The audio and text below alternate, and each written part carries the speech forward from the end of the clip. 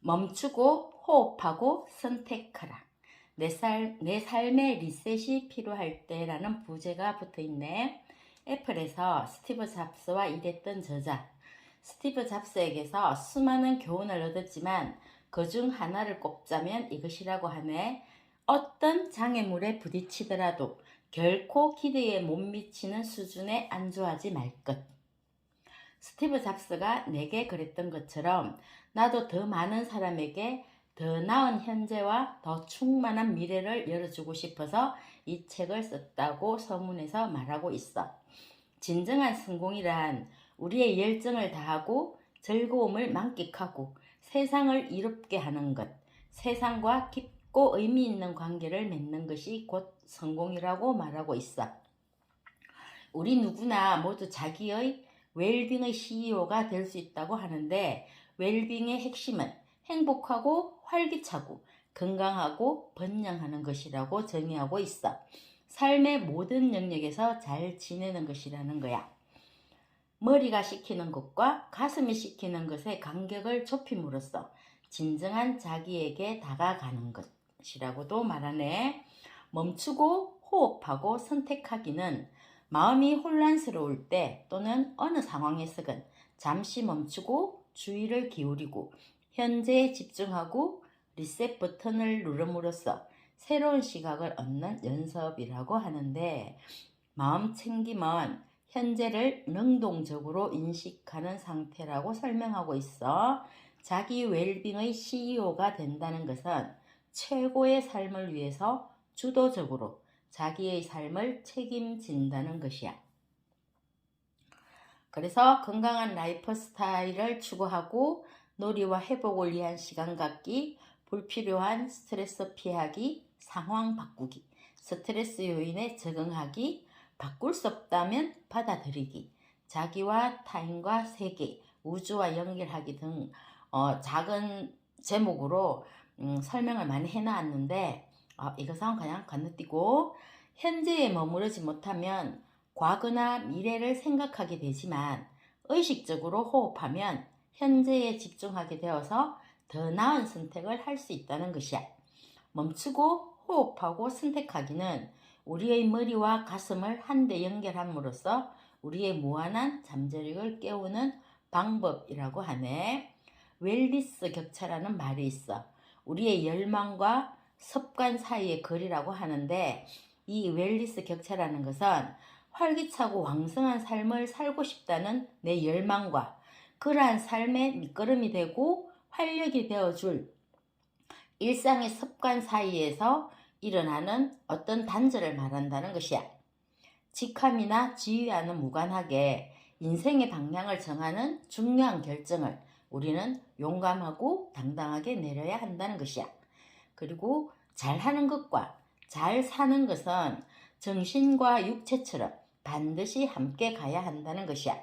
길든지 짧든지 멈춘다는 것은 다음 단계를 위한 포석이 되어준다는 것인데, 의식적으로 호흡하는 것은 현재에 집중하는 가장 좋은 방법이라고 하네.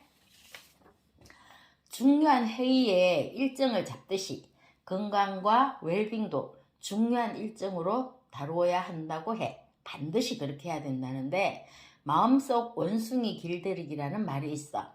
원숭이 마음이라는 것은 지나치게 행동적인 마음을 의미하는데, 원숭이가 나무 위를 뛰어다니듯이 생각이 꼬리를 물면서 머릿속을 헤집고 다닌다면 바로 지금이 멈추고 호흡할 때라고 하네. 이메일을 써서 전송 버튼을 누르기 전에도 멈추고 호흡하기가 필요하다고 해. 매일 명상하고 현재에 집중하는 것이 중요하다고 강조하고 있어. 선택의 질이 삶의 질을 결정한다는 것이야. 좋은 결정을 위해서 의식적인 노력이 필요하다고 하네. 그리고 열심히가 아니라 똑똑하기를 강조하고 있어. 과로사라는 것은 합법적인 살인마라고 하네. 잠도 덜 자면서 열심히 일만 하는 것은 아니라는 것이지. 건강한 사람은 열정이 넘치고 행복하다는 것이야. 건강한 사람은 열심히가 아니라 똑똑하게 일하면서 목표를 성취한다는 것이고, 건강한 사람은 다른 사람들을 돕는 동시에 더욱 효율적으로 일한다는 것이야. 작은 변화를 꾸준히 만들어가는 것은 의지가 아니고 일상생활 습관의 문제라고 하네.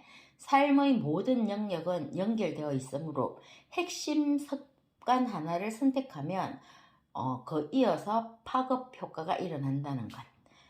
그리고 중요한 것, 회복에 도움이 되는 잠을 잤는가라고 하네. 그 기준은 아침에 알람 없이 일어나서 카페인이나 이런 각성제의 도움 없이 하루를 상쾌하게 보낼 수 있는가라는 것이야. 특별히 바람직한 수면 습관은 최상의 컨디션을 유지하고 최고의 기량을 발휘하게 한다는 것 잊지 말라고 하네. 그리고 새로운 것을 배우고 책벌레처럼 책을 읽고 걸으면서 대화하고 자연에서 시간을 보내는 것 중요하다고 하네. 탄력 근무제, 넉넉한 휴가. 꼭 직장인이 아니더라도 개인적으로 나 자신에게 넉넉한 휴가를 주는 것이 어떤 것이 있을지 한번 생각해 보는 것도 필요하지.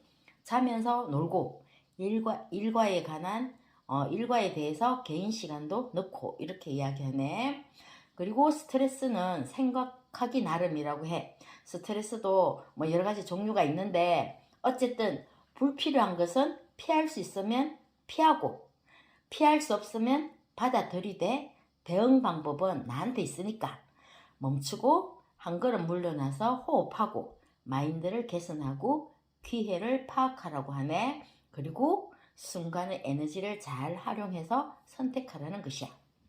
어디에든 길은 있고 그래서 상황이나 비즈니스 전략을 삶을 바꾸려는 이유를 찾아본다는 것이 어쨌든 진정한 부는 내가 웰빙의 CEO가 되는 것이라고 해. 평가하고 행동하고 변경하라는 것이야. 스트레스 상황은 사람에 따라서 모두 다르므로 해결책도 저마다 다른데 여기저기 묻고 다니지 말고 회복 탄력성을 하루아침에 구축할 수는 없는데 이것은 필요할 때 쓸 수 있도록 평소에 꾸준히 저금하는 저축 계좌라고 생각하라고 하네. 건강한 마인드와 습관을 통해서 매일 조금씩 실천하면 그 비축량이 늘어난다는 것이야. 회복 탄력성을 넘어서 유연한 마인드를 가질 필요가 있는데 마음을 넓히고 상황을 바꾸고 산책 등으로 환경을 바꾸고 여행 등으로 새로운 경험을 추구하면서 기대치를 관리하라고 하네. 그리고 상대방도 나와 같이 하기는 바라지 말고 그냥 나 자신에 대해서 집중하라는 것이야. 멈추고 호흡하고 감사하면서 자기 자신의 단짝 친구가 되어주고 또 자기 자신이 탐험가가 되어서 인생에 접근하면서 이 상황에서 가장 좋은 점 하나를 찾는다면 하는 것은 현재에 집중하는 방법 중 하나라는 것이야. 건강한 사람의 소원은 1000가지나 되고 아픈 사람의 소원은 오로지 하나뿐이라는 것. 이 말 되게 마음에 들어오네. 그리고 멍하게 있기도 있어. 아무것도 하지 않는 시간은 아무것도 하지 않는 시간이 아니고 창의력의 원천이라고 하네. 회복을 위한 필수 요소라고 해. 스트레스는 우리에게 엄청난 상처를 주기도 하지만 한편으로는 심리적이나 육체적 성장의 기반이 되기도 한다는 것. 인식의 틀, 즉 우리가 어떤 렌즈를 통해서 스트레스를 바라보고 접근하느냐에 따라서 스트레스의 결과는 달라진다는 것이야. 어쨌거나 스트레스 상황이라면 멈추고 한 걸음 뒤로 물러서서 순간의 감정에 휩쓸리지 않아야 하는 것이 필요하고 몸에서 일어나는 자연스러운 스트레스의 반응을 내가 인식해야 한다고 하네. 그리고 호흡하고 마인드를 개선하고 기회를 파악하라는 것이야. 나는 어떤 일에 신나는 감정을 느끼나 스스로 묻기도 하면서 그리고 선택하기는 기회를 붙잡고 순간의 에너지를 잘 활용하면서 수용한다는 것은 내면의 평화를 위한 한 걸음이라고 하네. 통제할 수 없는 것을 받아들이면 집중과 에너지가 생긴다는 것. 통제할 수 없는 것의 목록은 끝이 없다는 것이야. 과거나 미래, 그리고 대부분의 외부 환경. 통제할 수 없는 것을 통제하려고 애쓰는 것은 에너지 낭비이고 인생의 낭비라는 것. 그래서 통제할 수 있는 것은 마인드와 습관, 바꿀 수 있는 것에 에너지를 집중하라는 것이지. 호기심이 많은 해결사가 되는 간단한 방법이 있는데 질문에서 왜라는 것을 빼고 어떻게를 넣으라고 하네. 왜 뒤에는 핑계가 따르고 어떻게 뒤에는 해결 방법이 따라온다는 것이야. 고독 속에서 평화를 찾으라고도 해. 매일의 순간에 집중할 수 있도록. 주변 사람들을 현명하게 선택하라는 말도 있네. 비판하지도 말고 그저 귀를 기울이고 바쁘다고 말하지도 말래. 일상의 신호를 지각하라고 하는데 내가 원하는 바를 정확히 최대한 자세히 시각화하는 방법도 있다고 해. 최고의 삶으로 이끄는 3가지 동력이 있는데 고통과 프라나와 목적이라고 하네. 고통은 성장을 위한 가장 위대한 서성이고 프라나는 온전히 몰입하게 해주는 에너지이며 목적은 의미를 추구하게 하는 욕구라고 해. 우리는 평생 A에서 B로 가기 위해서 애쓰지만 우리가 탄 비행기는 단순히 돌아가거나 지연되는 데서 끝나는 것이 아니라 추락할 때도 있다는 것이야. 그래서 인생을 당연하게 여기지 말라고 하네. 우리는 반드시 목적과 열정을 가지고 최고의 삶을 살아야 한다는 것. 그래서 어느 순간에도 실패는 없다고 말하고 있어. 그리고 시간 관리는 에너지 관리, 생존을 넘어서 성공으로 나아가라고 해. 신념과 열정을 공유하고 의미 있는 삶을 살고 영향력 있는 사업을 운영하고 싶다고 해서 반드시 스티브 잡스처럼 상징적인 리더가 될 필요는 없다는 것이야. 나 자신과 다른 사람들을 행복하게 만드는 방식으로 이 세상에 기여하고 있다면 당신은 올바른 길을 걷고 있다는 것이야. 우리의 삶은 경험을 어떻게 인식하고 그 경험에 어떻게 반응하느냐에 따라서 다르게 형성된다는 것. 아무리 여러 번 멈추고 돌아가더라도 우리의 현실은 우리가 이것을 새롭게 바라보고 마주대하고 현재의 우리와 앞으로 바라는 우리의 모습을 만들어줄 디딤돌로 받아들일 때 의미를 갖게 된다는 것이지. 리셋 버튼을 누르는 것과 스트레스 상황을 반가운 도전으로 바라보는 것은 우리의 이야기를 고쳐 쓰는 것과 같다고 하네. 오늘 꼭꼭 찍은 점들이 모여서 나를 만든다는 것. 그래서 수시로 돌아보아서 민첩하게 주변 상황을 꿰뚫고 있으면서 변화에 대비할 수 있어야 한다고 해. 내 주변을 둘러싼 소음 그리고 혼란에서 벗어나서 직관에 귀를 기울이고 머리를 일깨우고 가슴을 일깨우고 머리와 가슴을 연결하면서 깨어있는 의식으로 신호를 감지하라고 해. 가슴과 직관을 따를 용기를 가지라고도 하네. 어디에서 출발하거나 시시때때로 멈추고 호흡하고 선택하라고 해. 여기까지. 묵상에 대한 것과 요가에 대한 이야기가 많고 또 많은 유명한 사람들의 일화도 많은데 그냥 통과하고 내 삶의 리셋이 필요할 때 멈추고 호흡하고 선택하기, 현재에 집중하기, 요것만 잊지 않아도 일상이 조금은 달라지지 않을까 싶네.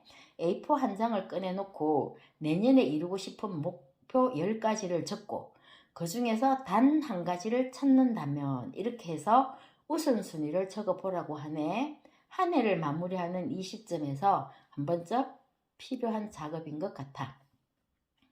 멈추고 호흡하고 선택하고 그래서 현재에 집중하면서 날마다의 삶을 꼭꼭 점 하나 내 인생의 점 하나 찍는 느낌으로 매일을 진실하게 살다 보면 아름다운 마무리 될 수 있겠지? 여기까지야. 안녕.